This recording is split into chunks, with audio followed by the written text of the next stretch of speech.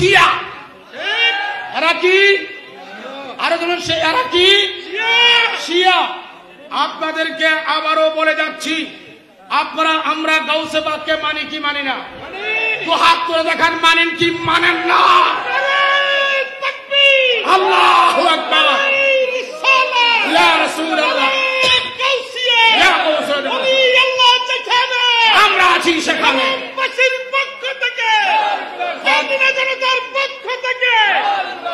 হাত নামান।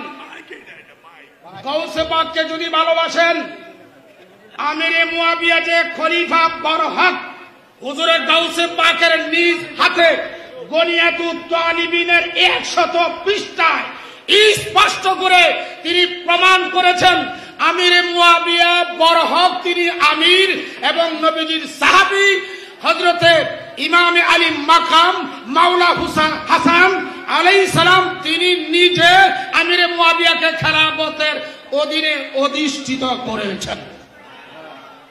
সুতরাং গাউসে পাকের রায় আমরা মানবো কি মানবো না?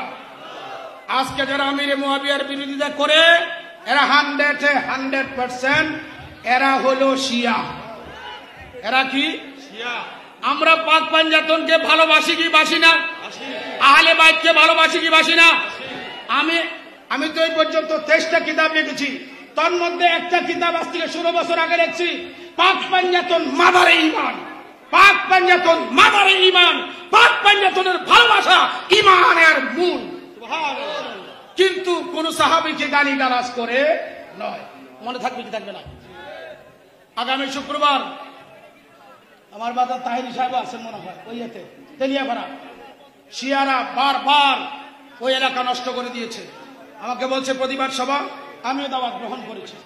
25 তারিখ আগামী শুক্রবার আপনার হবিগঞ্জ তেলিয়াপাড়া বিশাল সমারোহে বাংলাদেশ থেকে 10 জন আরাম তারা সিলেক্টেড করছে। তার মধ্যে আমি রেজবিয়া দরবারের একজন গোলামও থাকবো। শিয়াদের বিরুদ্ধে তীব্র প্রতিবাদ গড়ে তুলতে হবে। যারা সুন্নি, যারা কাদরি, যারা হানাফি তারা কখনো শিয়াবাদকে গ্রহণ করতে পারে না। পারেন?